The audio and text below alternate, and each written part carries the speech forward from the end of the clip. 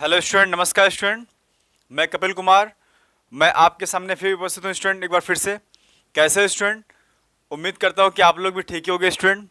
आज का लेक्चर बहुत इंपॉर्टेंट है स्टूडेंट, और आज के लेक्चर में हम डिस्कस करने जा रहे हैं स्टूडेंट, वाटर ऑफ क्रिस्टलाइजेशन क्या होता है, क्रिस्टल क्या होता है, क्रिस्टलाइजेशन क्या होता है, और कुछ इंपॉर्टेंट सब्सटेंस जैसे deliquescent, efflorescent, hygroscopic substance, drying substance, dehydrating substance होते क्या है स्टूडेंट, ये सब डिस्कस करने जा रहे हैं। ठीक है स्टूडेंट?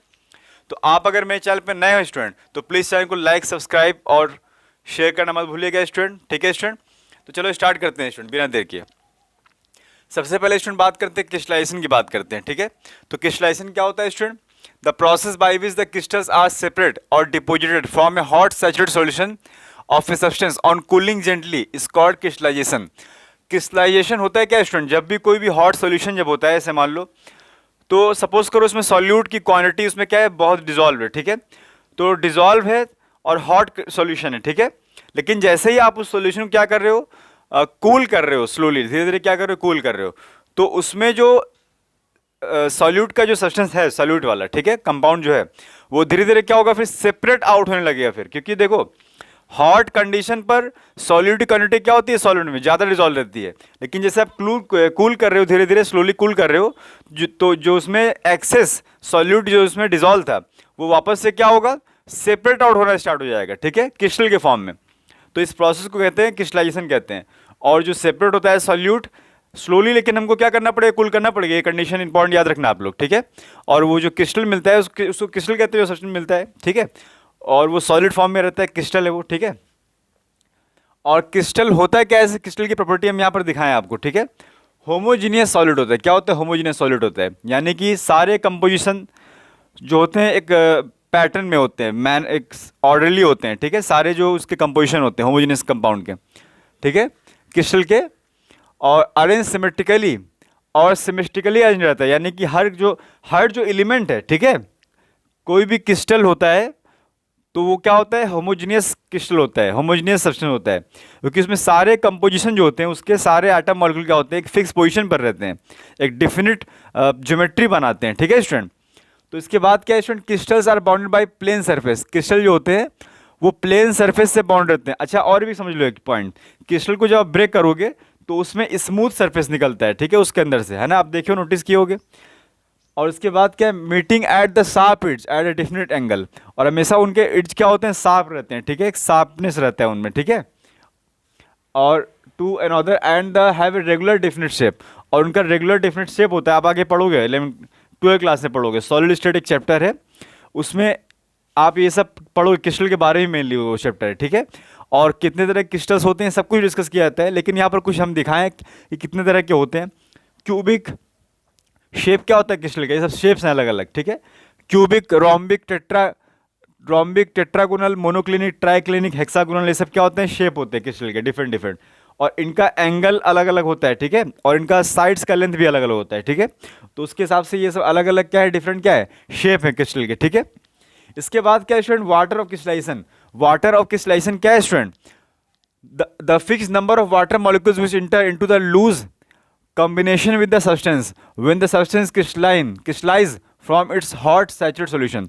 देखो स्टूडेंट, कभी कभी ऐसा भी होता है, कुछ ऐसे कंपाउंड होते हैं जब भी हॉट सॉल्यूशन रहता है ना, ठीक है, यानी कि सॉल्यूशन मतलब क्या, सॉल्यूट और सॉल्वेंट का मिक्सचर। ठीक है?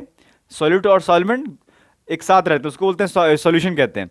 तो जब भी हॉट सॉल्यूशन रहता है स्टूडेंट, देखो हॉट सॉल्यूशन में एक्सेस सॉल्यूट क्या होते हैं, उसमें डिजॉल्व रहते हैं। ठीक है? सैचुरेट सॉल्यूशन बनाते हैं। ठीक है? क्योंकि टेम्परेचर हाई रहता है तो ज़्यादा से ज़्यादा क्या होता है, सॉल्यूट क्या होता है, उसमें डिजॉल्व रहता है सॉल्वेंट में। लेकिन जब सेपरेट आउट होता है, लेकिन जब कूल किया जाता है स्लोली, तो क्या होता है, जो सॉल्यूट सब्सटेंस जो होता है ना, वो क्रिस्टल के फॉर्म में क्या होता है, सेपरेट आउट होना स्टार्ट हो जाता है। लेकिन कभी कभी ऐसा भी होता है, कुछ ऐसे भी कंपाउंड होते हैं जो अपने साथ साथ, यानी कि जो कंपाउंड है वो अपने साथ साथ क्या होते हैं, वाटर के मॉलिक्यूल को भी क्या करते हैं, अपने साथ बाउंड कर लेते हैं। ठीक है? बाइंड कर लेते हैं अपने साथ। तो उस बाइंडेड वाटर को स्टूडेंट कहते हैं वाटर ऑफ क्रिस्टलाइजेशन कहते हैं। समझ में आ रहा है? यानी कि जब क्रिस्टल जब सेटल हो रहा है, मतलब जब सेपरेट हो रहा है, तो उस कंडीशन में खुद तो सेपरेट हो ही रहा है, लेकिन साथ साथ क्या कर रहा है, कुछ वाटर के मॉलिक्यूल को भी अपने साथ क्या कर रहा है, बाइंड कर ले रहा है। ठीक है? इस वाटर मॉलिक्यूल क्या बोलते हैं हम लोग, वाटर ऑफ क्रिस्टलाइजेशन कहते हैं, यानी कि ये जो वाटर मॉलिक्यूल है ये किसका है, क्रिस्टलाइजेशन का है। क्रिस्टलाइजेशन के बाद मतलब प्रोड्यूस हुआ, ठीक है। इसके बाद ध्यान से देखो, और इस यही लिखा गया इस पॉइंट में, ठीक है student. It is responsible for the geometrical shape and colour of the crystal. ये जो वाटर मॉलिक्यूल होता है इसे यहाँ देखो स्टूडेंट, इसको कहते हैं हाइड्रेट सॉल्ट कहते हैं। हाइड्रेट मतलब होता है स्टूडेंट वाटर ऑफ क्रिस्टलाइजेशन, जिसके पास वाटर ऑफ क्रिस्टलाइजेशन हो, यानी क्रिस्टल वाटर जिसके पास में हो उस सॉल्ट को कहते हैं हाइड्रेट सॉल्ट कहते हैं। और जिसके पास वाटर मॉलिक्यूल ना हो, जैसे मान लो पोटेशियम नाइट्रेट, कॉपर सल्फेट, ये सब क्या है, अनहाइड्रस सॉल्ट है, क्योंकि इनके पास वाटर मॉलिक्यूल नहीं है। लेकिन हाइड्रेट सॉल्ट क्या होता है स्टूडेंट, जैसे blue vitriol, global salt, gypsum salt, इनमें क्या होता है वाटर मॉलिक्यूल भी कैरी करते हैं साथ में। जैसे copper sulphate dot 5H2O, calcium, ठीक है, ये अलग है, ये अलग है, कैल्शियम सल्फेट डॉट 2H2O, ठीक है। तो यहाँ पर ये 5H2O और यहाँ पर इसके साथ में 2H2O, ये सब क्या है स्टूडेंट, ये सब वाटर ऑफ क्रिस्टलाइजेशन है स्टूडेंट, ठीक है। और ये कंबाइन रहते हैं, ठीक है, और ये एक तरह से लूजली बॉन्डेड रहता है स्टूडेंट, ठीक है। अच्छा, ये सब जो वाटर ऑफ क्रिस्टलाइजेशन होता है स्टूडेंट, ये इस मॉलिक्यूल के शेप और कलर को बताता है, ठीक है। ये शेप में ही पार्टिसिपेट करता है ये वाटर क्रिस्टलाइजेशन, ठीक है। यानी कि इसके ज्योमेट्री में भी इसका कंट्रीब्यूशन होता है, ठीक है, इस वाटर का। यानी कि केमिकली बॉन्डेड वाटर है ये लूजली बॉन्ड तो रहता है लेकिन केमिकली बॉन्डेड रहता है, ठीक है। ये फिजिकल बॉन्ड नहीं है, केमिकल बॉन्ड बनाता है वाटर मॉलिक्यूल, ठीक है, सॉल्ट के साथ में। और इसके बाद क्या है स्टूडेंट, कुछ इंपॉर्टेंट यहाँ पर हाइड्रेट सॉल्ट यहाँ पर दिखाए गए हैं। सबसे पहले क्या है, जिप्सम। जिप्सम क्या होता है, कैल्शियम सल्फेट डॉट 2H2, यानी कैल्शियम सल्फेट डाईहाइड्रेट कह सकते हो इसको, ठीक है स्टूडेंट। इसका साइंटिफिक नेम क्या होगा originally, calcium sulphate dihydrate. Di मतलब दो, हाइड्रेट मतलब वाटर मॉलिक्यूल। कॉमनली क्या बोलते हैं, जिप्सम कहते हैं। इसको क्या कह सकते हो स्टूडेंट, कॉपर नाइट्रेट ट्राईहाइड्रेट। ये क्या है, कैल्शियम क्लोराइड हेक्साहाइड्रेट, हेक्सा मतलब 6 होता है। इसको कह सकते हो मैग्नीशियम सल्फेट हेप्टाहाइड्रेट, हेप्टा मतलब 7 होता है। और कॉमनली इसे इप्सम सॉल्ट भी कहते हैं, ठीक है। आप लोग इनके फॉर्मूला जरूर याद रखिए, ठीक है, इनके कॉमन नेम के साथ इनको याद रखिए, ठीक है। इसे कहते हैं आयरन सल्फेट हेप्टाहाइड्रेट, और इसका कॉमन नेम है green vitriol. Copper sulphate dot, यानी कि कॉपर सल्फेट पेंटाहाइड्रेट है ये, इसको कॉमनली क्या बोलते हैं, ब्लू विट्रियोल कहते हैं। जानते हो आप लोग, पहले चैप्टर में भी आ चुका है ये स्टूडेंट, ठीक है। सोडियम सल्फेट डॉट क्या है, सोडियम सल्फेट डॉट 10H2, यानी कि सोडियम सल्फेट डेकाहाइड्रेट कहते हैं इसको। डेका मतलब 10 वाटर मॉलिक्यूल यहाँ पर, इसे कॉमनली कहते हैं ग्लोबल सॉल्ट कहते हैं स्टूडेंट। कैल्शियम नाइट्रेट, ये क्या होगा, टेट्राहाइड्रेट, यानी कि इसे कहते हैं लाइम सॉल्ट पिटर कहते हैं, कॉमनली इसे कहते हैं लाइम सॉल्ट पिटर कहते हैं, ठीक है स्टूडेंट। तो आप इन्हें अच्छे से याद रखिए, ठीक है। और कुछ इंपॉर्टेंट सब्सटेंस यहाँ से स्टार्ट हो रहे हैं, ठीक है। तो इंपॉर्टेंट तुमको याद रखना है, 5 तरह के सब्सटेंस होते हैं। Efflorescent substance, efflorescent substance, second deliquescent substance, third hygroscopic substance, 4 drying agent, और 5th क्या होता है, डिहाइड्रेटिंग एजेंट। ये 5 तरह के सब्सटेंस को हम डिस्कस करने जा रहे हैं स्टूडेंट। सबसे पहले क्या है, efflorescent substance. Efflorescent substance, crystalline hydrate crystal which on exposes to atmosphere lost their moisture partly or completely to the atmosphere and changes into the amorphous state। देखो क्वेश्चन होता है क्या है ना, जब भी आप हाइड्रेट क्रिस्टल को जब भी ऐसे मान लो एटमॉस्फेयर में आप एक्सपोज करके रखते हो, ठीक है, ओपनली, तो होता है क्या है स्टूडेंट, ये हाइड्रेट क्रिस्टल जो होता है, यानी कि इसके पास क्या है, इसके पास वाटर मॉलिक्यूल है, ठीक है, वाटर ऑफ क्रिस्टलाइजेशन, यानी कि वाटर मॉलिक्यूल है बॉन्डेड। तो होता है क्या है, जब भी आप इसको ओपनली एक्सपोज करके रखते हो ना एटमॉस्फेयर में, तो इसके जो क्रिस्टलाइजेशन ऑफ वाटर जो है ना, इसका वाटर मॉलिक्यूल जो इसमें है, वो क्या होता है, धीरे धीरे क्या होता है, एटमॉस्फेयर में क्या होता है, वो क्या होता है, जाते रहता है, मतलब धीरे धीरे, ठीक है, आ रहा है समझ में। तो ये कंप्लीटली या पार्सली भी हो सकता है, ठीक है। यानी कि ये वाटर मॉलिक्यूल क्या कर रहा है, हाइड्रेट क्रिस्टल जो है, ये वाटर मॉलिक्यूल क्या कर रहा है, लॉस कर रहा है एटमॉस्फेयर को धीरे धीरे, ठीक है। और लॉस होने के बाद फिर एक क्रिस्टल नहीं रह जाता है स्टूडेंट, ये क्रिस्टल से क्या बन जाता है, ये एमॉर्फस सब्सटेंस बन जाता है। 2 तरह के सब्सटेंस होते हैं स्टूडेंट, 2 तरह के सॉलिड होता है, एक होता है क्रिस्टल सॉलिड और एक होता है एमॉर्फस सॉलिड। क्रिस्टल सॉलिड में क्या होता है, फिक्स ज्योमेट्री होती है उसकी, फिक्स शेप होता है, फिक्स साइज होता है, एक पैटर्न होता है डिफरेंट। लेकिन एमॉर्फस में क्या होता है, सॉलिड में क्या होता है, कोई भी डिफरेंट पैटर्न नहीं होता है, यूनिफॉर्मली कोई भी डिफरेंट पैटर्न नहीं होता है, कोई फिक्स ज्योमेट्री नहीं होता है। और क्रिस्टल सॉलिड का एक definite melting point boiling point होता है, लेकिन एमॉर्फस सॉलिड का कोई भी definite melting point boiling point नहीं होता है। जैसे एग्जांपल क्या है क्रिस्टल का, क्रिस्टल के एग्जांपल तो बहुत सारे हैं, जैसे NaCl नमक, कोई भी सॉल्ट है, सारे क्या है, क्रिस्टल होते हैं। एमॉर्फस का एग्जांपल क्या होगा स्टूडेंट, जैसे रबर हो गया, प्लास्टिक हो गया, ग्लास हो गया, ये सब क्या है, एमॉर्फस सॉलिड है। इसके बाद अगर हम बात करें आपसे वेपर प्रेशर के टर्म में, देखो स्टूडेंट, वेपर प्रेशर जो होता है ना हाइड्रेट क्रिस्टल का, यानी इसका क्या रहता है, ज़्यादा रहता है as compare to atmospheric moisture. जब एटमॉस्फेरिक मॉइस्चर से ज़्यादा वेपर प्रेशर कौन कौन होल्ड करेगा, हाइड्रेट क्रिस्टल होल्ड करेगा, तभी क्या होगा, वाटर मॉलिक्यूल तभी लॉस होता है एटमॉस्फेयर में। समझ में आ रहा है? यानी कि वेपर प्रेशर क्या है एटमॉस्फेरिक मॉइस्चर का, कम है, तभी ये हाइड्रेट जो क्रिस्टल है ये अपने मॉइस्चर को यानी कि वाटर मॉलिक्यूल को क्या कर रहा है, लॉस कर रहा है यहाँ से। ठीक है, समझ में आ रहा है आप लोगों को? तो इसे कहते हैं इफ्लोरेसेंस सब्सटेंस कहते हैं। तो ये देखो कॉपर, ये ब्लू विट्रियोल हो गया। ठीक है, जितने भी हाइड्रेट सॉल्ट हैं सारे क्या है, इफ्लोरेसेंट सब्सटेंस होते हैं ज़्यादातर। ठीक है, जनरली जितने भी ग्लोबल सॉल्ट जिनके पास में वाटर मॉलिक्यूल है, सब एक्सपोज करने पर क्या होता है, वाटर मॉलिक्यूल अपने क्या करते हैं, रिमूव करते हैं एटमॉस्फेयर को। ठीक है, इसके बाद अगर हम बात करें आपसे डेलिक्वेशन सब्सटेंस, डेलिक्वेशन सब्सटेंस क्या होता है स्टूडेंट, ये जस्ट इसके अपोजिट है। ठीक है, इसमें क्या होता है, water soluble salt which on exposure to the atmosphere absorb moisture from atmosphere, dissolve in the absorbed moisture and changes into the liquid state। अब इसको समझो स्टूडेंट ध्यान से, ये कैसे होते हैं क्रिस्टल, वो उस तरह के क्रिस्टल होते हैं जो सोल्यूबल सॉल्ट फॉर्म करते हैं। ठीक है, जो सोल्यूबल सॉल्यूशन बनाते हैं। ठीक है, आ रहा है समझ में, एक सोल्यूबल सॉल्ट फॉर्म कर लेते हैं, मतलब अपने सरफेस में। जैसे मान लो देखो यहाँ पर एक क्रिस्टल यहाँ पर, ठीक है, अगर इसको रख दिया जाए, एक्सपोज कर दिया जाए एटमॉस्फेयर में, तो अब उल्टा यहाँ पर होगा।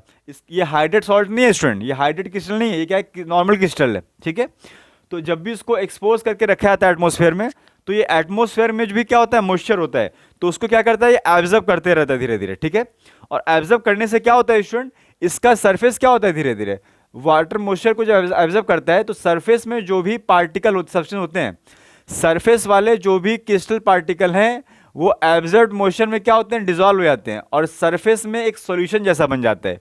यानी कि मॉइस्चर यानी कि एटमॉस्फेरिक मॉइस्चर यानी कि वाटर। ठीक है, तो वाटर एब्जॉर्ब कर रहा है क्रिस्टल। ठीक है, और उसके क्रिस्टल के जो पार्टिकल्स हैं उसी वाटर में क्या हो रहा है, डिसॉल्व हो जा रहा है। ठीक है, यानी एक सॉल्यूशन तैयार कर रहा है अपने चारों तरफ सरफेस में। समझ में आ रहा है?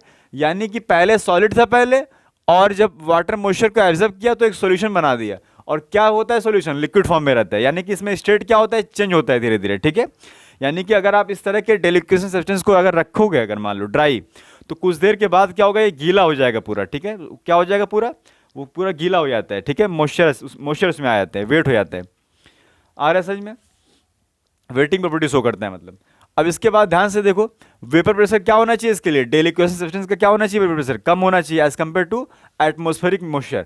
एटमॉस्फेरिक मॉइस्चर जो होगा, उसका जो वेपर प्रेशर होता है वो ऑब्वियसली क्या होना चाहिए, ज़्यादा होना चाहिए, तभी क्या होगा, ये मॉइस्चर को एब्जॉर्ब करता है। ये समझ में आ रहा है? और इसके बाद स्टूडेंट इसका एग्जांपल्स बहुत इंपॉर्टेंट याद रखना है, NaOH, KOH, CaCl2, MgCl2, FeCl3, ये सारे एग्जांपल के साथ इनको याद रखना है आपको, ये आते हैं एग्जाम में स्टूडेंट। ठीक है, तो जरा सा भी स्किप मत करिए आप। ठीक है, बहुत आसान है। इसके बाद देखो यहाँ पर ये बताया जा रहा है कि common salt turns into moist on exposure to air. याद रखो स्टूडेंट, जब भी नमक जो होता है हमारे घरों में हम लोग जो यूज़ करते हैं, उसको अगर एक्सपोज करके रख दिया जाए एटमॉस्फेयर में, ठीक है, तो वो क्या होता है स्टूडेंट, वो धीरे धीरे क्या होता है, गीला हो जाता है, मतलब वो उसमें मॉइस्चर वो एब्जॉर्ब कर लेता है। ठीक है, लेकिन ध्यान समझो स्टूडेंट, NaCl जो होता है ना, यानी कि सॉल्ट, वो कोई डेलिक्वेशन सब्सटेंस नहीं होता है। समझ में आ रहा है? तो फिर ये एब्जॉर्ब क्यों कर रहा है NaCl मॉइस्चर को, कहाँ से एब्जॉर्ब कर रहा है फिर स्टूडेंट? NaCl में क्या होता है, कुछ इंप्योरिटीज भी होती है। वो इंप्योरिटी क्या होती है, CaCl2 या MgCl2 होती है। ठीक है, देखो यहाँ पर क्या लिखा गया student, common salt is not deliquescent but contain a small amount of क्या, calcium and magnesium chloride. Calcium और मैग्नीशियम क्लोराइड जो है, इसकी इंप्योरिटी ये NaCl नमक जो है वो क्या करता है, इंप्योरिटी को रखता है अपने अंदर कुछ थोड़ा बहुत। ठीक है, तो इनके चलते क्या होता है, ये जो होते हैं ना, ये कैल्शियम क्लोराइड या मैग्नीशियम क्लोराइड, ये डेलिक्वेशन नेचर शो करते हैं। तो ये क्या करते हैं, जब भी इनको एक्सपोज किया जाता है, यानी कि ये सॉल्ट में क्या रहते हैं, मिक्स रहते हैं सब, तो क्या होता है, ये मॉइस्चर को एब्जॉर्ब कर लेते हैं। समझ में आ रहा है? तो रीजन ये है। ठीक है, यानी लेकिन NaCl जो होता है वो डेलिक्वेशन नहीं होता है, वो एब्जॉर्ब नहीं करता है मॉइस्चर को। उसमें जो इंप्योरिटी है CaCl2 या MgCl2, ये डेलिक्वेशन नेचर का होता है, ये एब्जॉर्ब करता है मॉइस्चर को। ठीक है, इसलिए क्या होता है, सॉल्ट क्या होता है, वेटेड हो जाता है। ठीक है, गीला हो जाता है। इसके बाद क्या है, हाइग्रोस्कोपिक सब्सटेंस है। हाइग्रोस्कोपिक सब्सटेंस भी जो होता है डेलिक्वेशन सब्सटेंस के जैसा ही होता है, लेकिन बस डिफरेंस ये है कि ये जब इसको एक्सपोज किया जाता है एटमॉस्फेयर में, हाइग्रोस्कोपिक सब्सटेंस को, तो ये मॉइस्चर को तो एब्जॉर्ब करता है एटमॉस्फेयर का, लेकिन एब्जॉर्ब करने के बाद में ये सॉलिड स्टेट से लिक्विड स्टेट में कन्वर्ट नहीं होता है, स्टेट चेंज नहीं होता है इसमें। मॉइस्चर को एब्जॉर्ब कर रहा है, लेकिन स्टेट उसका सॉलिड का सॉलिड ही बना हुआ है, लिक्विड नहीं कन्वर्ट हो रहा है लिक्विड में, लेकिन लिक्विड में कन्वर्ट हो रहा था धीरे धीरे। ठीक है, मॉइस्चर को एब्जॉर्ब करने के बाद। ठीक है स्टूडेंट, तो इसे आपको याद रखना है। और ये एमॉर्फस सॉलिड भी हो सकता है और लिक्विड भी हो सकता है, यानी कि एक क्रिस्टलाइन फॉर्म में नहीं होता है, ठीक है, क्रिस्टल सॉलिड नहीं होता है, एमॉर्फस सॉलिड हो सकता है या फिर लिक्विड हो सकता है ज़्यादातर, ठीक है स्टूडेंट। और इसके बाद ध्यान से देखो यहाँ पर लिखा गया है एग्जाम्पल क्या है, सॉलिड के फॉर्म में क्या एग्जाम्पल रहता है, क्विकलाइम। क्विकलाइम जो होता है स्टूडेंट वो एमॉर्फस होता है, ठीक है, एमॉर्फस सॉलिड है। Anhydrous CaCl2, phosphorus pentoxide, silica gel, ये सब क्या है, एमॉर्फस सॉलिड है और ये मॉइस्चर को एब्जॉर्ब करते हैं और केमिकल इंडस्ट्रीज में इनको यूज किया जाता है स्टूडेंट, ठीक है। लिक्विड की अगर हम बात करें तो कंसनट्रेट क्या है, सल्फ्यूरिक एसिड, ये क्या है, ये भी हाइग्रोस्कोपिक सब्सटेंस होता है स्टूडेंट, ठीक है। इसके बाद फिर क्या है स्टूडेंट, ड्राइंग एजेंट और डिहाइड्रेटिंग एजेंट। ड्राइंग एजेंट क्या होता है स्टूडेंट, ड्राइंग एजेंट वो सब्सटेंस होते हैं जो बहुत ईजिली मॉइस्चर को जहां से रिमूव कर लें, किसी भी दूसरे सब्सटेंस से, किसी दूसरे सब्सटेंस के मॉइस्चर को ईजिली रिमूव कर ले, समझ में आ रहा है। लेकिन याद रखना जो ये मतलब कौन से मॉइस्चर को एब्जॉर्ब करता है, जो फिजिकली बॉन्डेड रहता है वाटर, जो वाटर फिजिकली बॉन्डेड रहता है स्टूडेंट, फिजिकल बॉन्ड जो होता है वो बहुत वीक होता है, तो यानी कि वीकली बॉन्डेड जो रहता है वाटर मॉलिक्यूल, यानी कि लूजली बॉन्डेड वाटर मॉलिक्यूल, उसको ये एब्जॉर्ब कर लेते हैं, ठीक है, ड्राइंग एजेंट उसके लिए होता है। लेकिन स्टूडेंट अगर मान लो कोई केमिकली बॉन्डेड वाटर है या फिर कोई वाटर का एलिमेंट ही वहां से निकालना है, बहुत ज़्यादा मतलब स्ट्रांग होना चाहिए उसके लिए फिर, ठीक है, वाटर को यूज करने के लिए, तो उस सब्सटेंस को कहते हैं डिहाइड्रेटिंग एजेंट कहते हैं, यानी कि डिहाइड्रेटिंग एजेंट जो होता है ये बहुत ही स्ट्रांग वाटर रिमूविंग एजेंट होता है स्टूडेंट, ठीक है।